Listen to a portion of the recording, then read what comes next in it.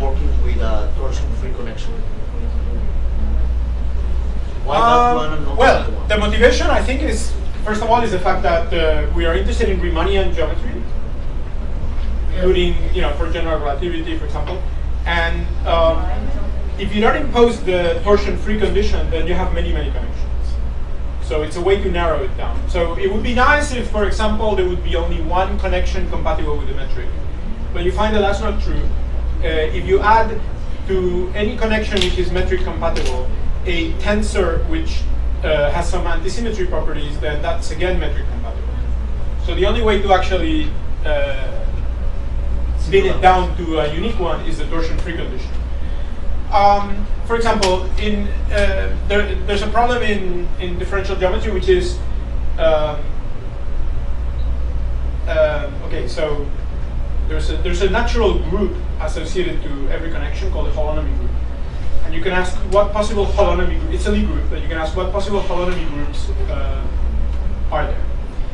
If you don't impose the condition on the torsion, there's a theorem of Nomizu that says that pretty much any maybe any algebraic group. I mean, essentially any group can be any real algebraic group can be the holonomy group of a connection. So it's not very special. But if you insist on torsion-free, then the possible holonomy groups get narrowed down, and then you can have a nice list. There's a classification. In the case of metric connections, you do Berger. And then there's a classification without the metric condition by Schwach, Hofer, and Pulov. So the torsion-free condition it seems like a technical thing. It's just to narrow down the possible connections. There are connections with torsion that are interesting. So that's not to say that they're not. I'm not sure if this has answered your question. Yeah, they are. Okay, right. So as I said, we're almost basically with a zero. I haven't talked about curvature yet. I might just do that a little bit later. Well, now let's do it now, and then I'll talk about further in the algebras of sort of geometric origin, and in this way also perhaps introduce a little bit of symplectic and Poisson geometry that Patricia wanted me to talk about. So it's a good opportunity. They're beautiful. So let me go back. So that's what we had done. Now I'm going to go back to the case of a normal, general connection, not necessarily metric and not necessarily torsion-free, but we will, of course, specialize a little later, and we'll take some results. So this is the curvature.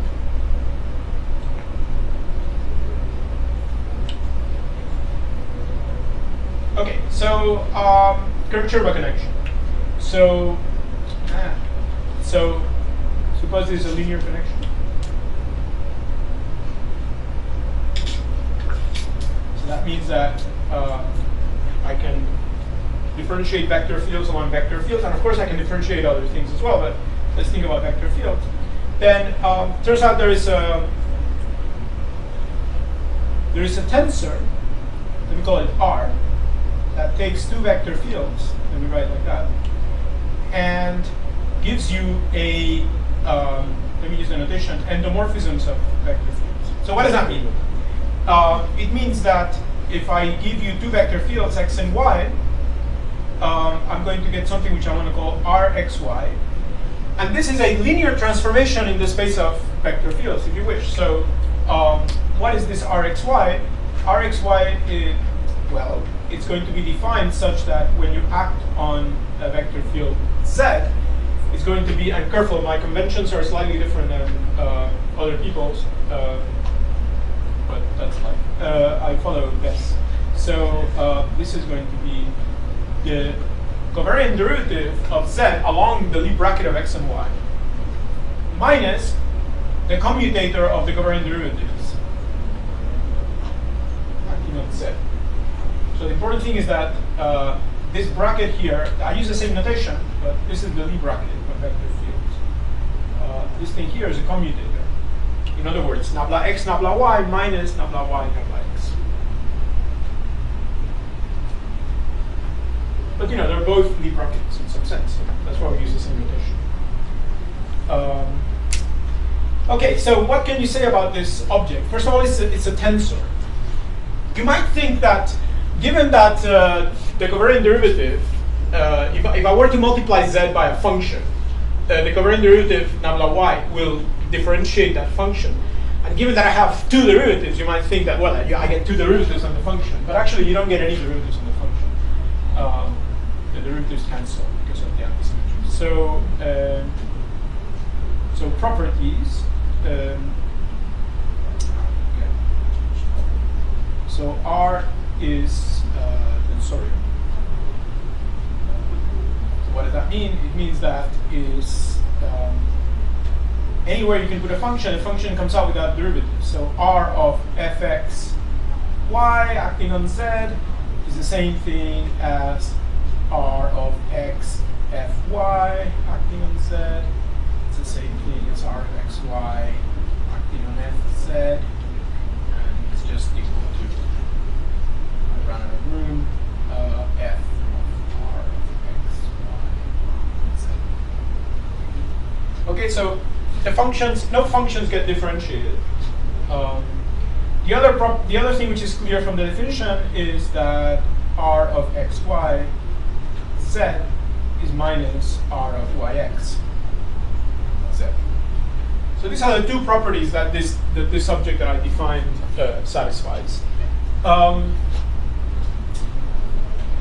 If you now impose some conditions on the curvature, for example, on the connection. So, for example, if nabla is metric, then this map R doesn't just give you a linear transformation of Tn, it gives you antisymmetric linear transformation. Then R takes Tn times Tn and gives you something which I'm going to call, using the notation that Paul introduced today, SOTN.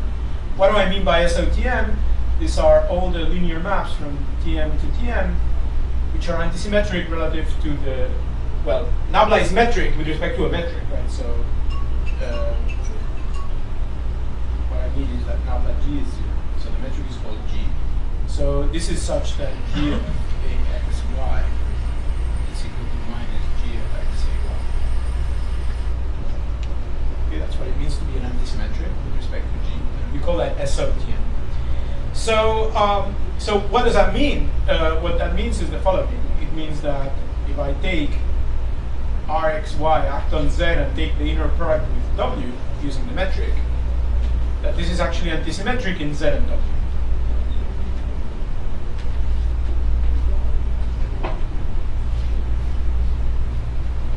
So this object now is not just, if I think of this as a tensor, as a machine that I feed it 4 vector fields and I get a function, so rank 4 tensor if you wish, then it's not just skew symmetric in the first 2, but also in the second 2.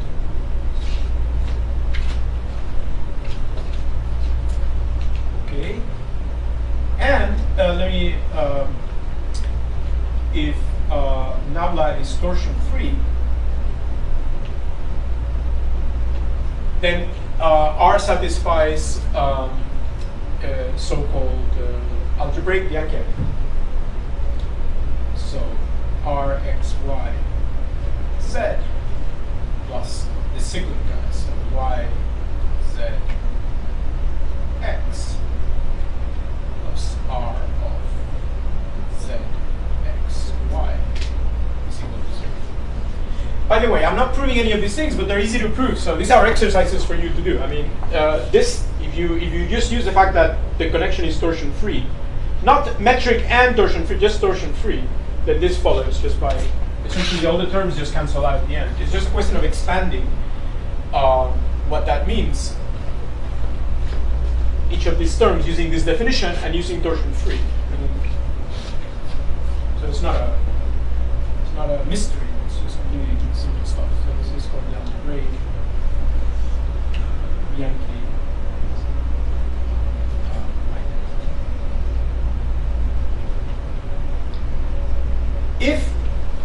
nabla is the Levi-Civita connection, so metric and torsion free, then you can, from these two, derive a further condition. So if this is the Levi-Civita connection, so it's both metric and torsion free, and it's a unique such connection, then actually you can say that R of x, y, oops, z, w is equal to R of, to get this right, R of z, w, x, y. So this just follows by applying this and this together. Okay, so these are, right, so that was the, by the way, there's a second Bianchi identity. The reason this is called the algebraic Bianchi identity and not just the Bianchi identity is that there is another condition which is a differential Bianchi identity, which we're not going to need and I'm not going to mention, but except to say that essentially what it is, it's you do the covariant derivative of R with respect to x and apply it to yz plus cyclic equals 0. So there is also a differential Bianchi identity for the Levi-Civita connection, but we're not going to use it. But just I would be remiss not to point out that there is a second interesting identity. Okay, any questions on this? Okay.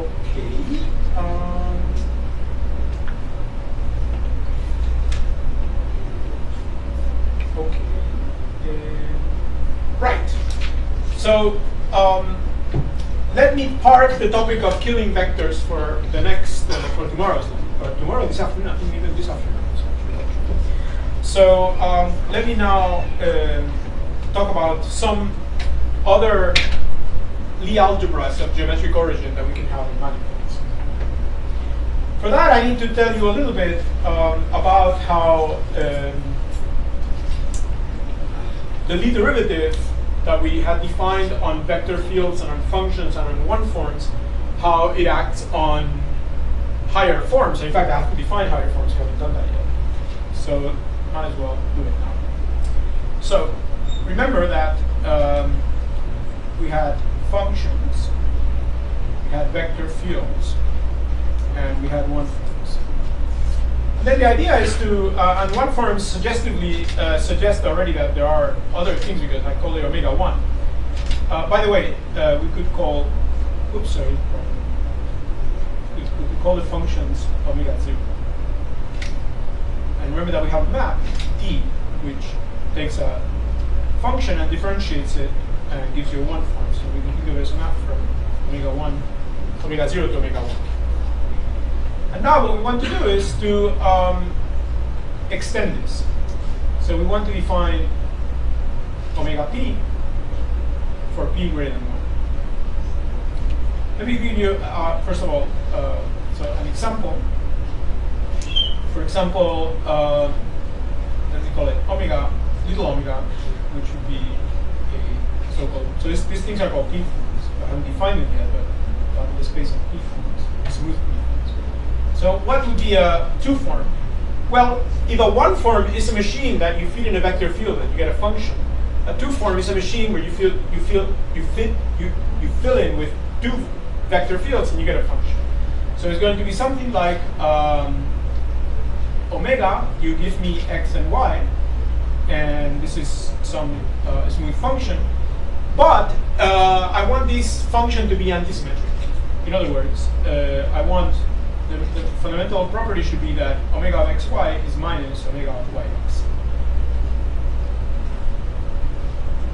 What is a three-form? Well, a three-form is a machine. You put in three vector fields, you get a function, and it is totally antisymmetric in the three vector fields.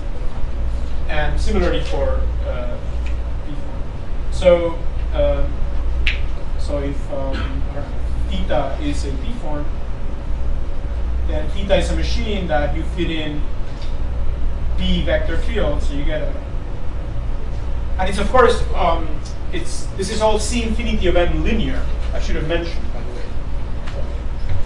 This is implicit without me saying anything. Is that omega of fxy, for example, should be f of omega xy. Because it's antisymmetric, that also means that on the second slot the same thing works. Similarly, the same thing here, except that you want this to be totally antisymmetric, skew symmetric if you prefer. Same word on x1, xp, and similarly tensorial, so that theta of fx1 xp be f of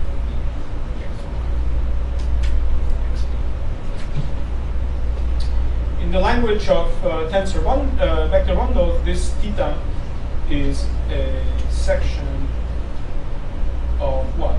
Of the beef exterior power of T star.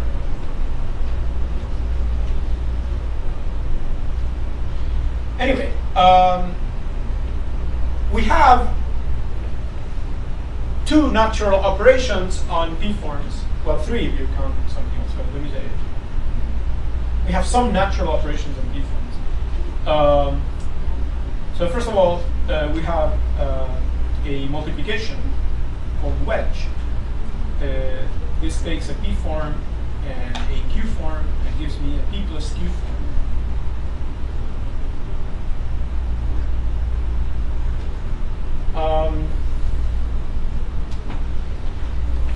Did I define it in a nice way?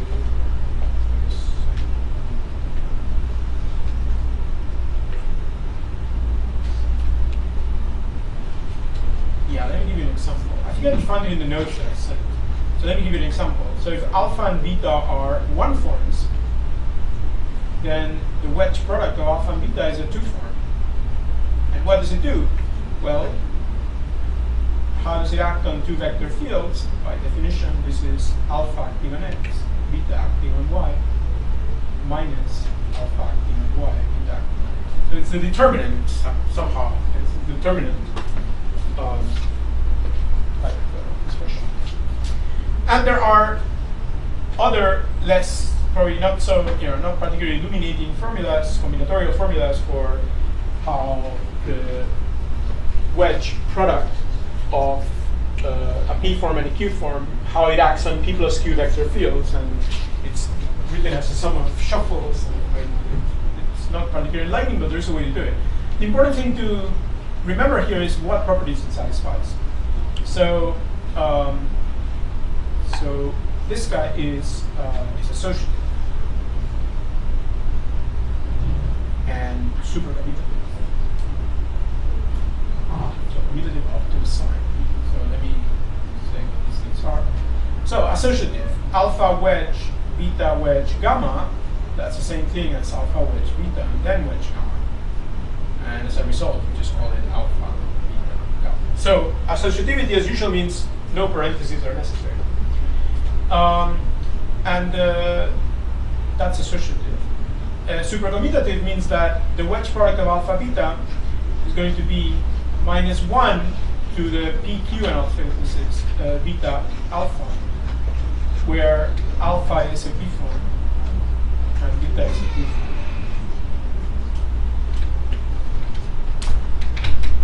In particular, this has a consequence, which is that if alpha is a odd form, then alpha which alpha is 0. But if alpha is an even form, of course, not. So that has that consequence, just as you guess something is equal to minus itself, so it has to be 0. Okay, that's one operation that I have. The second operation is something which extends the derivative of a function. So you can do the exterior derivative of forms. So the second thing that we have is D, which takes P form and gives me a P plus 1 form. So how is this defined? Well, it's going to be a derivation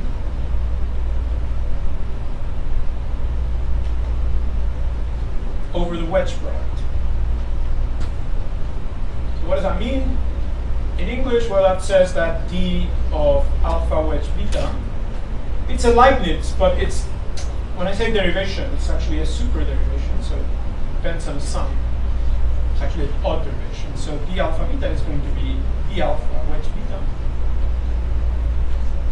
plus minus 1 to the p alpha wedge d, where alpha is p.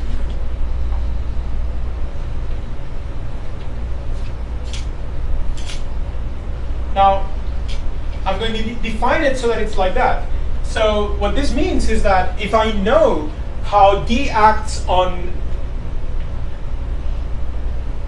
zero forms, so functions, and one forms, then I know how it acts on anything, because I can essentially build any form by wedging one forms together and then taking direct sum. And D is linear, so derivation are linear now. So the two properties are basically this one. And the other property is that D composed with itself, let me call that D squared, is equal to 0. From the first property,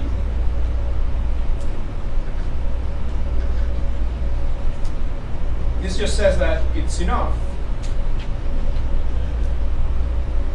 to know df, which we know already. Find it like that. And the alpha for alpha 1.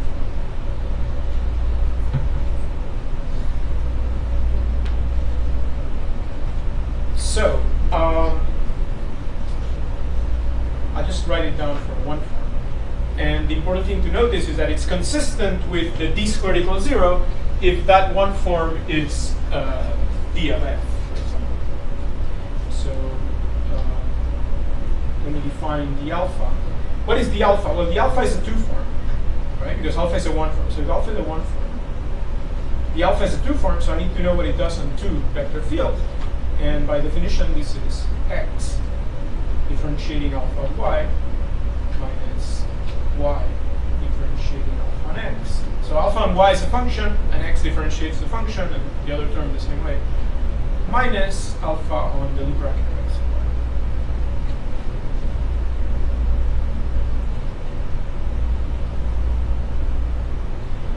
Using, for example, any torsion-free connection, you can express the Lie bracket essentially as a difference of nabla x y minus nabla yx. And you can do a little bit of calculation here, and you find that d alpha is really the anti-symmetrization of the covariant derivative with respect to any torsion-free connection. But that's a little exercise to do. So I'm just stating here. This is the skew anti-symmetrization or skew symmetrization of nabla x alpha y in xy, where this guy is any torsion-free, the torsion-free zone.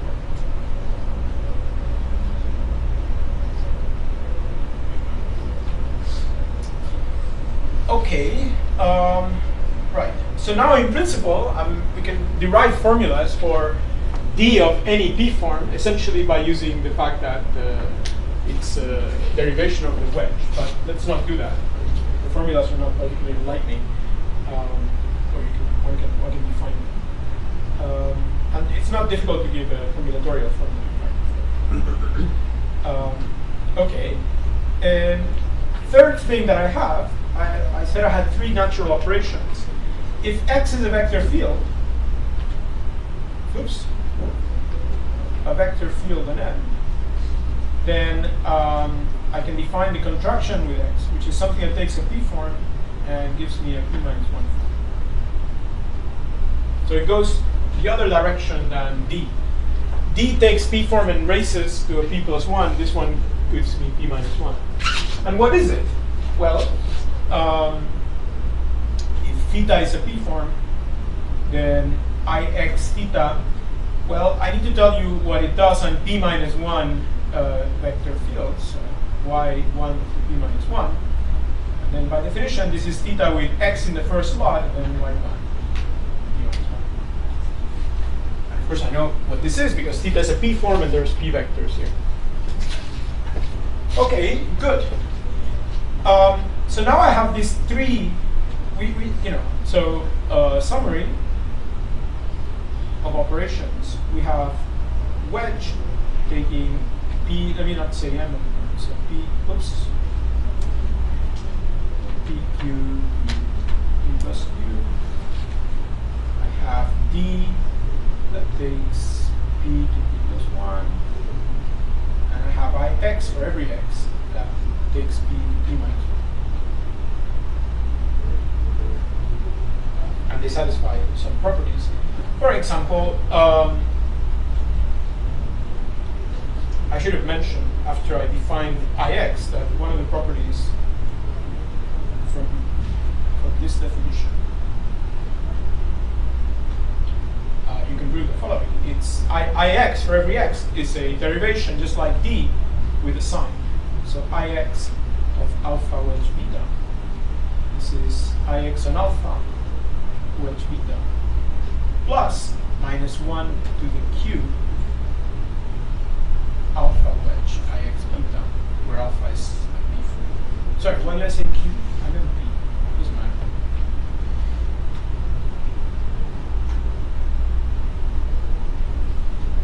Okay, so that's something that it satisfies.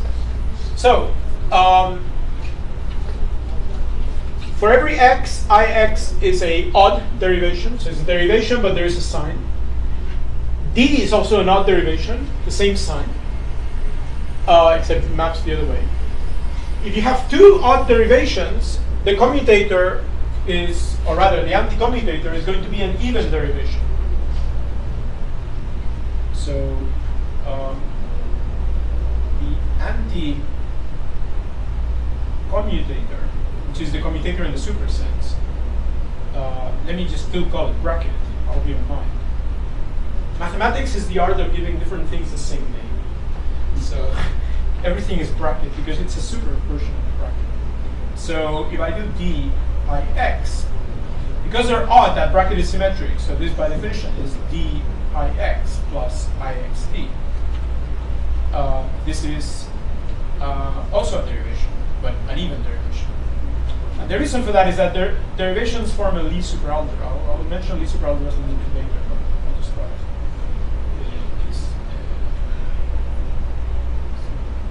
Sorry.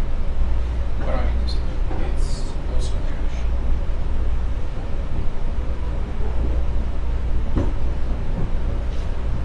In particular, so this has a name. What is it? Well, it's the Lie derivative, actually. Why do I give it the name? Apart from the fact that I like to give the same name to different things, is because Lx on f. Let's see what this is. I claim that it agrees with the Lie derivative on functions. Right, so Lx on f. Let me apply this thing on f. Well, f is a function, so it doesn't have any slots for me to fit in a vector field. So Ix on the function, it would go from 0 to -1, but there are no -1 forms in what I'm doing today. So this is, let me write it, dixf plus ixdf.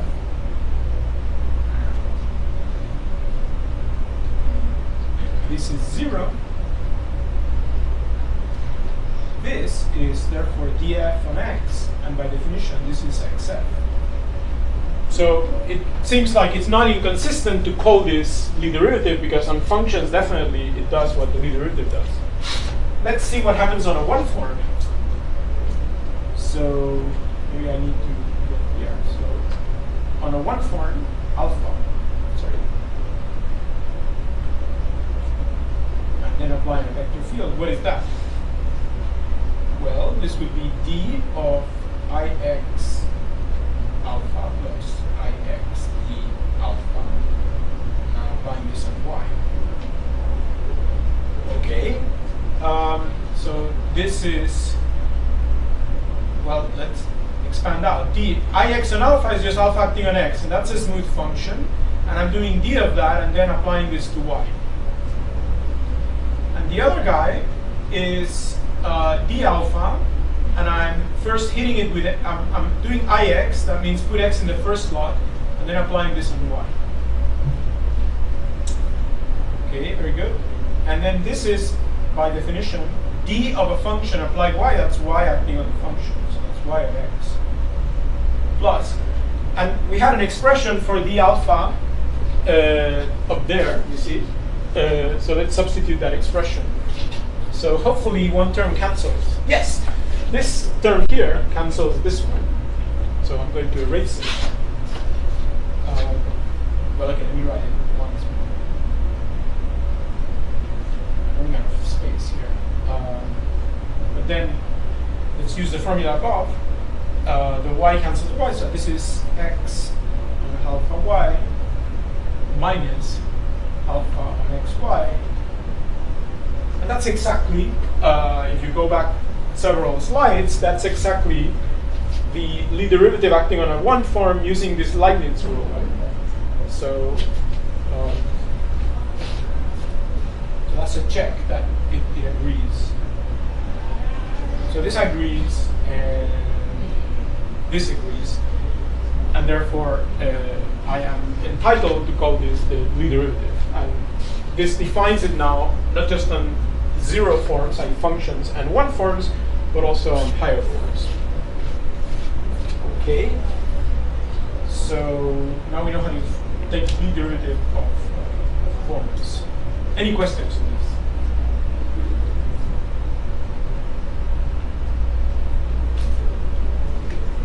Okay.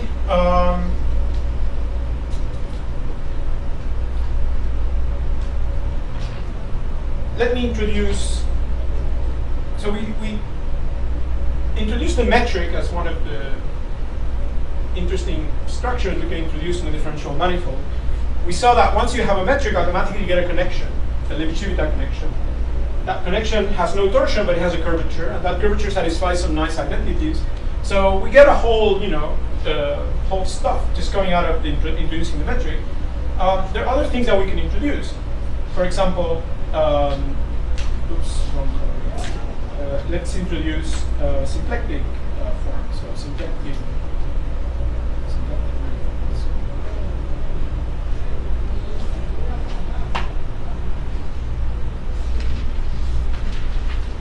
So what is this? This is a manifold together with a differential form of, so a two form. And this two form satisfies two properties. The first property is that it is non-degenerate. So what does that mean? Non-degenerate means that if omega of xy is equal to 0 for all y, then x has to be 0. Yet another way of saying that is that if you look at in local coordinates,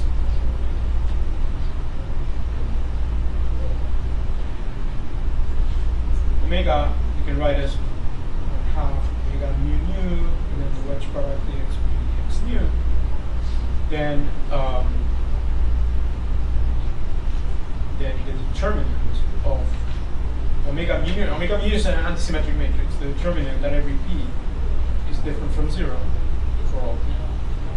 And therefore, one thing you know is that since skew-symmetric matrices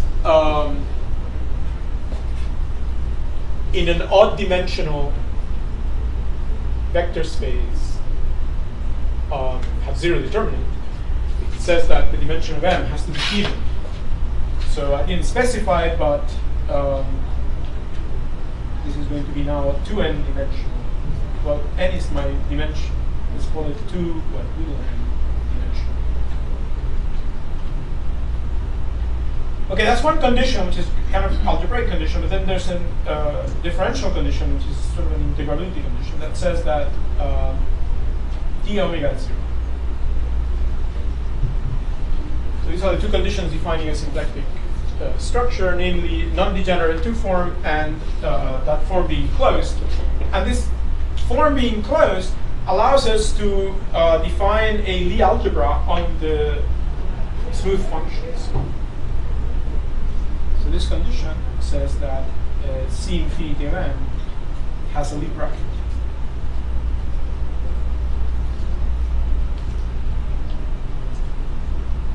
So what is this Lie bracket? Well, it's called Poisson bracket. Of course, seen this in classical mechanics, but how do you define it? So given f, some smooth function, let x of f be the so-called Hamiltonian vector field associated with that function. Vector field of f. So this is parentheses. So this is redefined by. Right, so it's a vector field. So what can you do with a function?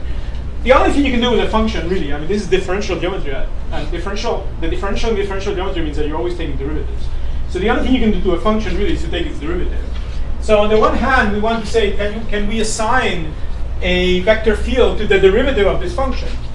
And given a symplectic, this is a non-degenerate pairing between vector fields, which means that if I fill in one of the entries only and I leave the other one free, this gives me, from a vector field, a machine that you fit in a vector field and you get a function. So it gives me, from a vector field, it gives me a one form.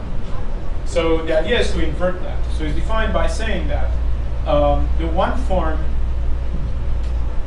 that I get by fitting in this vector into the first slot in F plus df equals 0. Another way of saying that, Ixf omega is minus df. Another way of saying that is that in local coordinates, the components of this vector field, mu, this is going to be, now let's see if I get this right,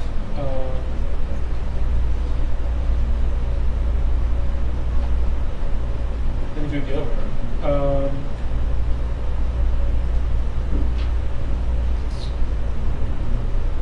Satisfies this.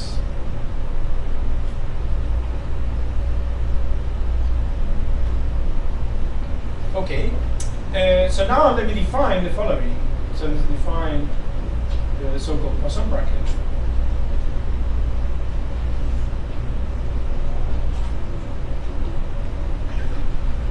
So this Poisson bracket defined in the space of functions. If you give me two functions, the bracket, and now, okay, I could call it standard bracket, but then too many brackets. So let me just call it curly bracket. That's historical notation. This is by definition the Hamiltonian vector field associated to F acting on G. Well, okay, it's so what is this? Let's rewrite this a little bit. This is the same thing as the Hamiltonian vector field into the derivative of G, right? dg is a one form, and this just says put it in the first slot, but it's only one slot. So this is just dg acting on xf, but by definition, that's xf on g. So that's just definition. But now, let me use the symplectic form to write dg as minus omega of xg with the slot left open. So this is the same thing as ixf on minus ixg on omega, right? By definition of xg.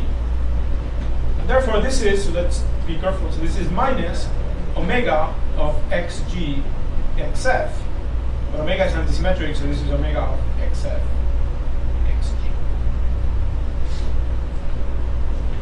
So from this way of writing it, it wasn't obvious at all from the beginning, right? From the definition, this wasn't clear. But by the time you're here, you realize that this is Q-symmetric in F and G. So this is antisymmetric bracket. It wasn't obvious, but it is true. Two properties is that F of G is equal to 0.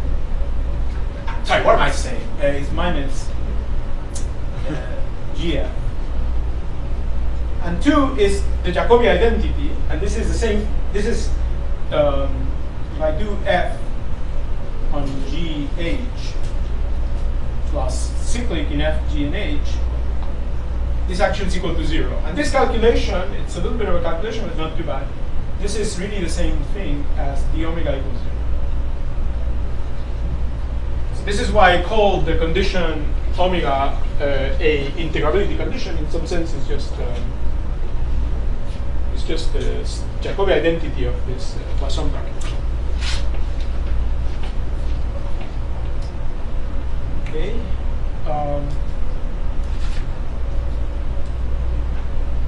Any questions? Yeah. Yes. Is it possible to have different simplex forms in the same manifold? Yes. Sure. So that is not fixed. No. This is a bit like the metric, in the sense that, well, it's a bit and very. Let me contrast the two things. So on a manifold, you can put different metrics, and in general, these metrics will have different curvatures. So there will be, and the curvature is something you can measure at a point. So you can, in some sense, being a tensor, if you don't know anything about the neighborhood of the point, you just know the point. The curvature, it's something you can measure. So you can tell, in principle, different metrics by looking at the curvature in different points. Similarly, you could say, okay, on an even dimensional manifold, I can put different symplectic structures. But then there's a beautiful theorem of Darboux that says that locally they're all isomorphic. So there is no such thing as curvature in the symplectic world. Symplectic geometry, in some sense, it's by its very definition a global thing. So there are global invariants of symplectic manifolds, things like symplectic capacities. But there is no local invariant of a symplectic structure. So you can put them all, the answer is you can put many symplectic structures, and locally you cannot tell which one you have. But globally you should be able to tell them apart. But that's a much harder topic for which I know very little. So I cannot tell you much about symplectic topology. But anyway, but the point is it exists. It's there. Some manifolds have natural symplectic structures. For example, the cotangent bundle of any differential manifold. That in physics is what we would call the phase space associated to that configuration space. So M is a configuration space. The cotangent bundle of M would be the phase space associated to that configuration space. And that has a natural canonical, if you wish, symplectic structure. Other manifolds don't necessarily have one. Coadjoint orbits. So Paul talked about the adjoint representation, the little ad. Well, big ad. So the group acts on the Lie algebra. Well, if the group acts on the Lie algebra, it also acts in the dual space of the Lie algebra, just by functoriality. So you can ask what are the orbits of the group acting on the coadjoint on the coalgebra. They'll have some orbits, and there's a theorem of Kirillov that says that all these orbits are even dimensional and they have a natural symplectic structure. Those are the two examples I know of manifolds that have canonical symplectic structures associated to them. But I could think of others perhaps. Well, I mean, Kähler manifold. Yeah, okay. Any projective algebraic variety has a natural symplectic structure in their Kähler. So yeah, okay. There's a special heat.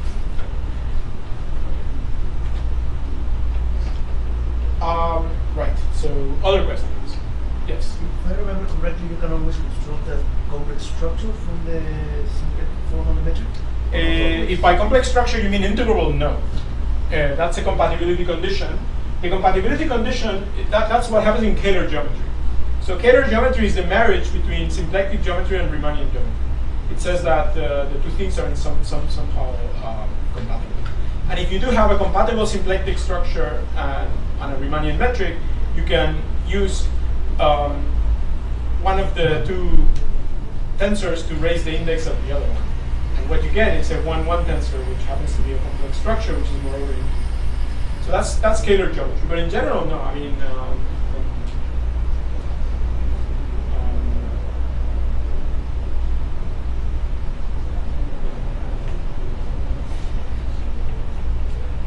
right. Any other questions? Okay. Yes. So let me finish in 5 minutes, which is it's correct, right? It's 13:25. So we're okay. 2 points. Let me make before I finish. The first one is that you can generalize a little bit. You don't need a symplectic structure in order to have a Poisson bracket on the functions. All you need is a Poisson structure. So so remarks. Oops, wrong color.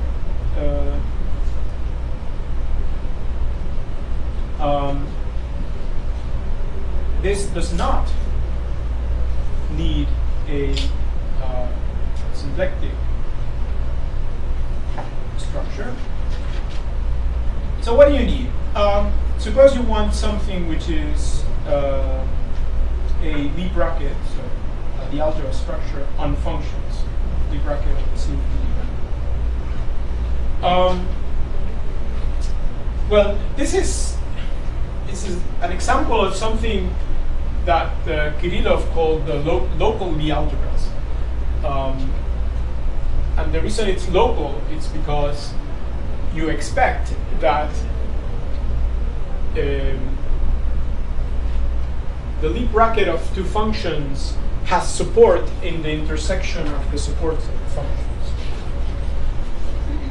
So if you have a function which is 0 in a neighborhood, Lie bracket with that function is going to be 0. That's a rough way what I'm trying to say. Anyway, so Kirillov showed that local Lie algebras have a particular structure. Poisson brackets is not just a local Lie algebra structure, it also satisfies, because it's defined, let me go back to this thing here, because essentially this is defined as a vector field acting on the second function. This satisfies a Leibniz rule. So if I apply, let me just say it down here.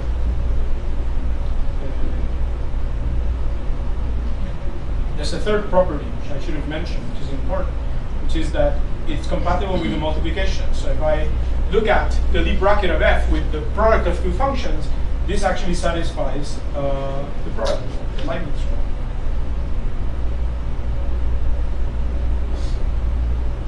And these three conditions together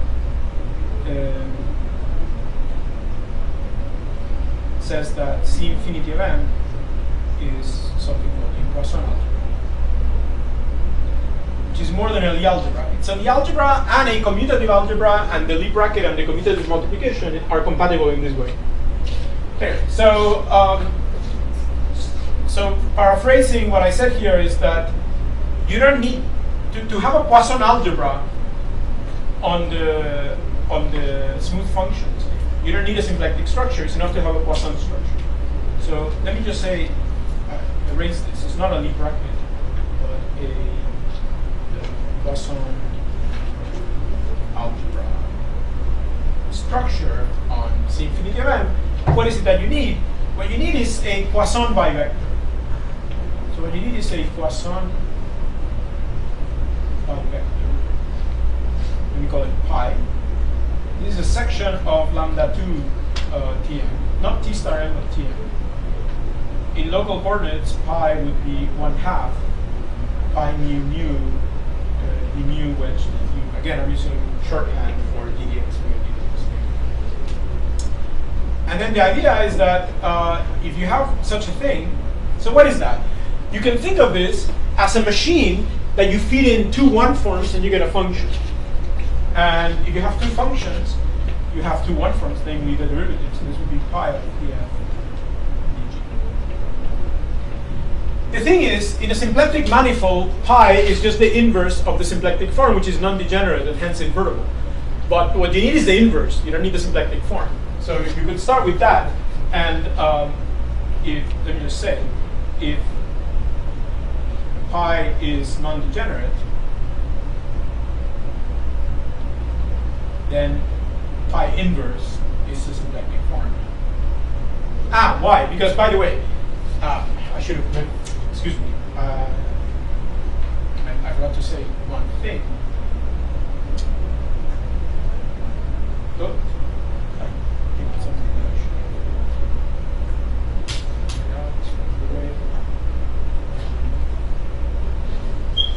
So Jacobi of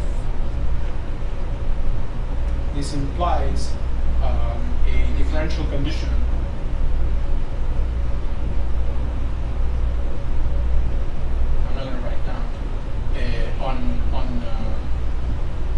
on pi, which can be written in terms of yet another bracket. It's called this Haugen 9 bracket on polyvectors. But anyway, And it's an odd bracket, so pi actually is symmetric in pi, so it's not automatically 0. So that has content. Anyway, if pi satisfying that is non-degenerate, then you can show that pi inverse is an eclectic. But it doesn't have to be non-degenerate. So you can have Poisson manifolds that are not symplectic, and in those manifolds you have the algebra. More than that, you have a Poisson algebra, but in particular you have the algebra functions. So I think Patricia wanted me to talk about Poisson a little bit and symplectic, hopefully, and I think we'll leave it there, and then later today we'll go back to studying the algebra of killing vectors now from a different perspective. Okay, good. Some concepts